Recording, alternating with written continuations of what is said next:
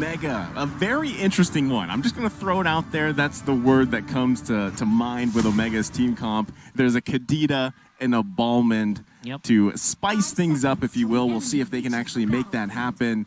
And we are going to be jumping right into game number 2 here shortly.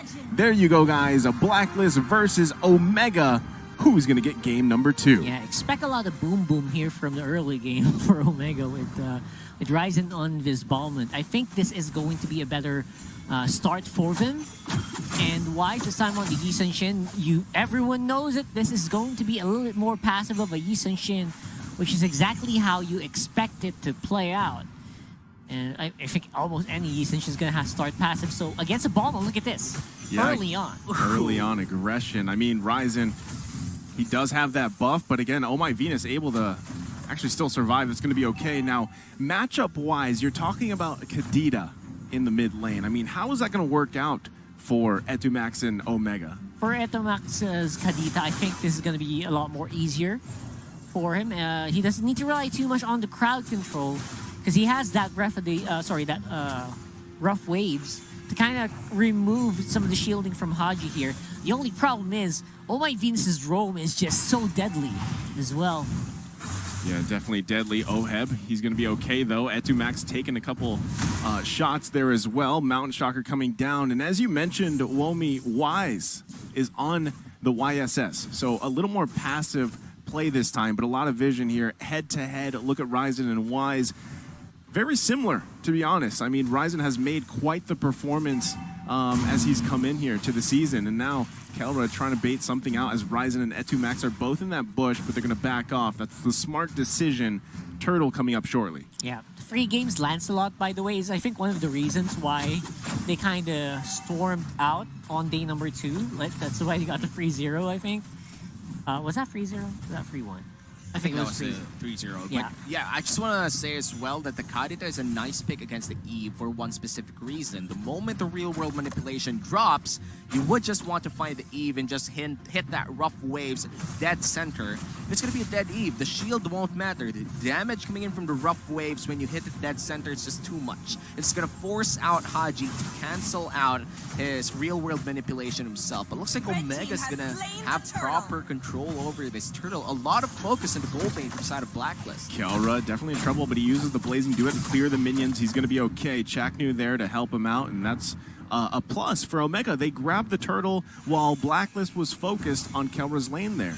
Yeah, exactly what you need to do as well. And Kelra, good job here for staying alive, actually, despite some of the pressure that's trying to be exerted here by Blacklist. I think at this point, you kind of have to wonder, how long can Blacklist actually hold out against a squad, against a lineup that Omega has? It really is just so powerful.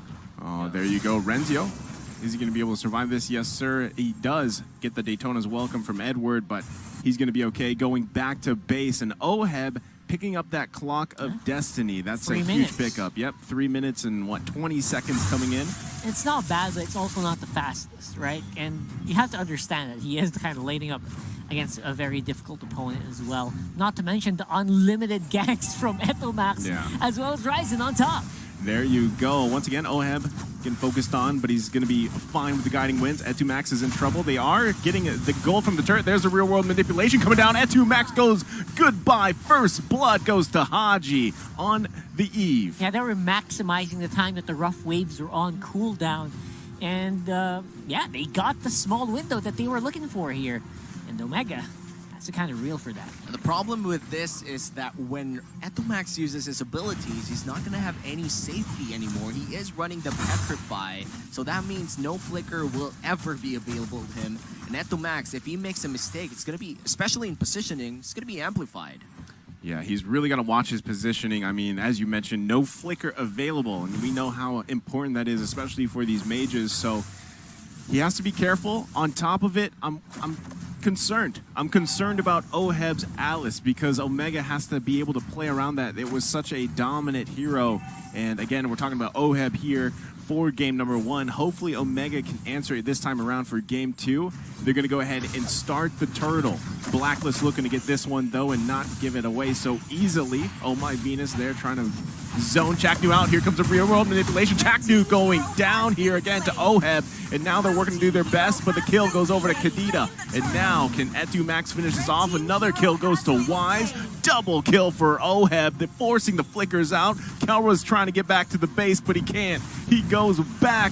Renzio's left alone in the turret. Can he actually survive this? It's not looking too good, ladies and gentlemen. Renzio, it's only a matter of time. He's still alive, though. There's a falling star moon. He's buying so much time, and he finally goes down. Whoa, that was a lot of time bought. And again, the jungle, despite that he does go down, even Wise's crits weren't really making the finisher that we thought he could do against Renzio. So Omega, that just means that their itemization is actually not that far behind. And I just want to add that Blacklist played that turtle fight so well.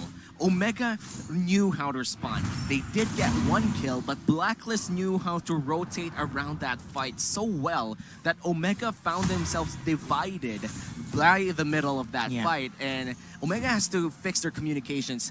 And that can't happen again because Ryzen is now 0-1 and 0. Speaking of comms, I have to commend Blacklist. They juggled 4 people around the turret dive. Yeah. That is not easy, especially when a lot of them were low HP. So you need a lot of good comms to be able to execute a 4-man turret dive like that. They did spectacular. Yeah, huge. And I mean, you're talking about a lot of displacement here from Blacklist. I mean, they're able to go in with Oheb on the Alice, but not to mention having a Matilda there for the guiding wind, the circling eagle, and everything. It's going to be hard for Omega to keep track of where exactly Blacklist comes from. And meanwhile, you have Wise, and yes, he's a little more passive on this pick for YSS, but it provides so much vision with the Mountain Shocker. And you know, this Alice pickup coming in from Blacklist has 100% kill participation. They're playing around their golding so good. There's the way of the dragon. Oh, my Venus is in trouble. Flickers out. Oheb goes back too. All of Omega trying to get a kill here. Will they be able to? There you go. The slam down coming from Ryzen. Turtle is now up for the taking, but a mid turret goes down to Wise. That's going to be a big trade, and I think Omega will have to... Oh! Wise definitely getting a lot of damage here. Real world manipulation as well. Ryzen now getting focused on. He can't keep up. He goes down, but look at Kelra gets Wise. Turtle resets. Oheb's just around the corner. Edward there as well. Renzio forces Haji out of there, but that's going to be a killing spree going to Oheb. There's the way of the dragon on top of Edward. Can he survive? Kelra's trying his best, but he goes back. Oh, wow, the damage. Again, Oheb versus Renzio in the pit. He goes down. Edward this time around. And Omega has to back off. That was a lot of pressure from Omega. I am surprised Edward is still alive. How is he doing that? And he was juggling, like, harassing Renzio and also, like, Kelra chasing out after him.